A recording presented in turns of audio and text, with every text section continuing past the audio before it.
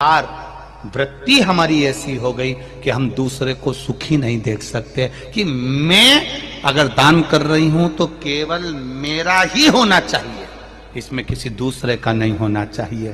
पर शिव महापुराण की कथा कहती है एक चावल का दाना, मात्र एक धान, एक चावल का दाना जब हम शिव मंदिर में समर्पित करते हैं, दान करते हैं, तो जरा विचार करना पुण्य किस किस को मिलता है। एक चावल के दाने का, एक धान का पुण्य किस किस को मिला। पहला पुण्य मिला माता पृथ्वी को, उससे प्रकट हुई। दूसरा पुण्य मिला एक इल्ली को जिसने इसका स्पर्श कर कर छोड़ दिया। तीसरा पुण्य मिला एक पक्षी को जिसने इसका स्पर्श कर कर छोड़ दिया। चौथा पुण्य मिला जिसने इसको उगाया। पांचवा पुण्य मिला जिसने इसको झड़ाया। जिसने उगाया था वो नहीं झड़ाया, घर की बेचारी पत्नी झड़ा रही।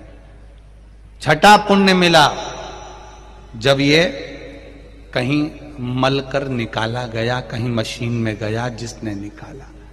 सातवां पुण्य मिला जब ये निकल कर घर में आया, जिसने संभाल कर रखा। आठवां पुण्य मिला जिसने इसको ले जाकर कहीं छोड़ा, बाजार तक पहुंचा, बाजार से फिर वो निकल कर आया। 10वां पुण्य मिला जिसने शिव जी को इसको चढ़ाया। तब इनके खाते में भी एक चावल के दाने का, एक धान का पुण्य कट कट कर जाता रहा और इतने जीवों का कल्याण कर दिया। एक धान, एक चावल के दाने ने इतने को कल्याण कर दिया। विचार करना, केवल आप अगर भजन कर रहे हो, घर का कोई एक व्यक्ति भजन कर रहा है, घर का एक व्यक्ति अगर दान कर रहा है, घर का एक व्यक्ति अगर जल भी चढ़ा रहा है, घर का एक व्यक्ति भी अगर मंत्र जाप कर रहा है। वैसे तो शिव पुराण कहती है कि घर में 4 लोग हैं तो चारों जल चढ़ाओ, घर में 4 लोग हैं चारों दान करो, घर में 4 लोग हैं चारों भजन करो, घर में 5 लोग हैं 5 भजन करो, घर में जितने सदस्य वो 1 लोटा जल शिव जी को चढ़ाए। कहती है। पर मान लो किसी कारण से बेटा नहीं गया, बहू नहीं गई, परिवार वाले नहीं गए, कुटुंब वाले नहीं गए, तो शिव महापुराण ने देवराज नाम के ब्राह्मण की कथा का वर्णन किया। देवराज के प्राण छूटे, उस समय पर देवराज के पास में पुण्य नहीं था, सत्कर्म नहीं था। तब देवराज को मालूम पड़ा कि भगवान शंकर के गण मुझे लेने के लिए आए। तो देवराज ने गणों से पूछ लिया, भोलेनाथ जी से पूछ लिया कि मैंने पाप किया, चोरी करी है, छल करा है, बेईमानी करी है, वेश्यावृत्ति मैंने करी है, उसके बाद भी भोलेनाथ जी मुझे लेने क्यों आए हैं। अब भगवान शंकर ने कहा तेरी बूढ़ी मां रोज प्रतिदिन शिव मंदिर में जाकर 1 लोटा जल चढ़ाती थी, उसका पुण्य तेरे साथ में आ गया, इसलिए तुझे कैलाश धाम मिल गया। 1 लोटा जल देवराज नाम के ब्राह्मण की माता ने चढ़ाया था, वो 1 लोटा जल काम आया है देवराज के। देवराज करा मेरे जैसे पापी को आपने तार दिया। क्यों तार दिया? मैंने तो छल करा, बेईमानी करी, कपट करा, नारी को गलत दृष्टि से देखा, धन चुरा कर लाया, कितना कितना धन मैंने चुराया, कितना गलत काम करा, उसके बाद भी भोलेनाथ आपने मुझे तार दिया। शिव जी कहते हैं देवराज तुझे तारने का कारण केवल एक है कि तेरी माता रोज शिव जी के मंदिर जाती है, ठंड लग रही है, गर्मी पड़ रही है, बारिश पड़ रही है, पांव कप कपा रहे हैं, तो भी बूढ़ी माँ, बुजुर्ग माँ शिव मंदिर तक जा रही है। आप में भी हमने देखा है, छत्तीसगढ़ के हों, चाहे गुजरात के, महाराष्ट्र के, राजस्थान के, चाहे जहां के लोग हैं, जितने भी भक्त शिव महापुराण की कथा सुन रहे हैं, इनका भाव, इनका हृदय, एक बात जरूर हमने देखी है कि ये भी 1 लोटा जल लेकर जाते हैं, चाहे गर्मी पड़े, बारिश पड़े, ठंड पड़े, कुछ भी हो, शिव के द्वार जाना, शंकर की चौखट पर जाना। 1 लोटा जल का कितना महत्व है, जरा विचार करिएगा।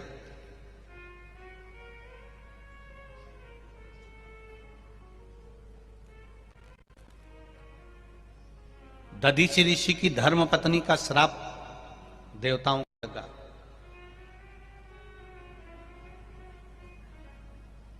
जरा ध्यान देना, कई लोग कहते हैं गुरुजी ये एक लोटा जल तुम कहां से लेकर आए हो?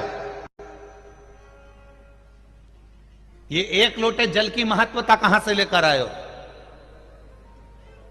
जो दुनिया के लोग शिव महापुराण पर उंगली उठाएं, शंकर जी की पूजन पाठ पर उंगली उठाएं, उनको ये कथा जरूर सुना देना कि एक लोटा जल कहां से आया। शिव मंदिर में जब आप कभी जाएं शंकर भगवान की, कभी ऐसा मौका लगे कि आपको लगे कि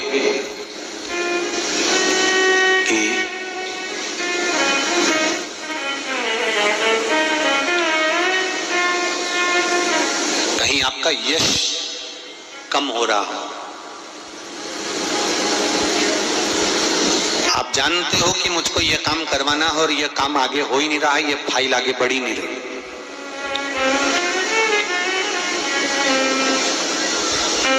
आपको लगे ये फाइल आगे नहीं बढ़ रही, शिव जी पे जो जल चढ़ाओ, उस चढ़े हुए जल को जब आप थोड़ा सा लेकर आते हो, आपको बताया था ना कि खाली लोटा नहीं लाना चाहिए, खाली कलश शंकर जी के मंदिर से वापस नहीं लाना। शंकर भगवान को जल चढ़ाया, चढ़ाने के बाद थोड़ा सा जल हाथ में या कटोरी में या कलश में झेल लिया, भले 2 बूंद लाओ पर अपने घर पर लेकर आओ। उस 2 बूंद जल का भी स्पर्श कलश के अंदर हाथ की 3 उंगलियां लगाकर अगर त्रिशूल पर टच कर कर मात्र आपने उस कलश के अंदर लगा दिया और वो जल भी आपने अपने घर पर छोड़ दिया, छींट दिया या उसका आचमन मात्र हो गया, तो व्यक्ति का यश बढ़ना अपने आप प्रारंभ हो जाता है, उसकी यश की प्राप्ति उसको होने लगती है, उसको यश की वृद्धि होने लगती, उसको यश की प्राप्ति होने लगती। त्रिशूल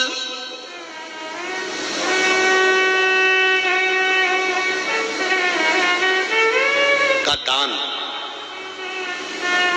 त्रिशूल का स्पर्श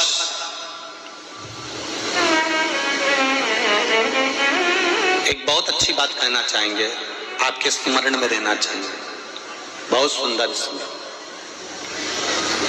कभी अगर मौका लगे, कभी अगर मौका लगे, और शंकर भगवान का बहुत सुंदर श्रृंगार हो गया, बहुत सुंदर श्रृंगार हो गया, और शिव जी पे माला भी बहुत अच्छी चढ़ी है, बेलपत्र भी अच्छी चढ़ी है, धतूरा भी अच्छा चढ़ा हुआ है, फूल भी अच्छे चढ़े हुए हैं, और आपने देख लिया शिव जी का बहुत अच्छा श्रृंगार हो गया, और तुम्हें कभी मौका लग जाए ऐसा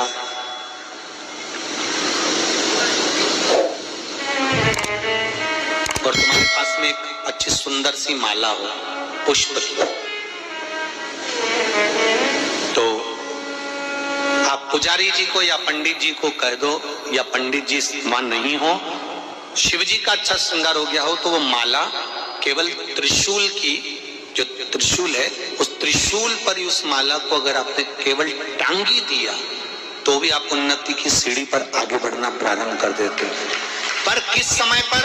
जब भगवान का पूर्ण श्रृंगार हुआ, पूर्ण श्रृंगार शिव जी का हो गया और माला तुम्हारे हाथ में है, और तुमने देखा भगवान का श्रृंगार हो गया, अब शिव जी पे अगर माला चढ़ाऊंगा और श्रृंगार गिर जाएगा, तो उस माला को आप अपने यश प्राप्ति के लिए, अपने आनंद के लिए, अपनी उन्नति के लिए आप उसको त्रिशूल पर चढ़ा सकते हैं। हम कई बार एक बात बहुत अच्छे से आपको वर्णन किए हैं कि कभी मौका लगे और आप किसी कंपटीशन एग्जाम में बैठ रहे हैं, या एक ही जगह पर सर्विस करते करते बहुत समय हो गया और वहां पर उन्नति नहीं हो रही है, आपका प्रमोशन नहीं हो रहा, तब 7 बेलपत्र केवल त्रिशूल का, 3 जो त्रिशूल में 3 नोक होती है, पहले साइड की दोनों स्पर्श, फिर बीच का स्पर्श कर कर अपने हृदय की कामना कर कर अशोक सुंदरी वाली जगह पर मात्र चढ़ा देने पर भी व्यक्ति जिस जगह पर नौकरी कर रहा होता है उससे उसका प्रमोशन का चांस बढ़ जाता है और उसकी उन्नति की ओर अग्रसर होता है। त्रिशूल भगवान देवाधिदेव आनंद करने वाले महादेव के जो हाथ में आया है वो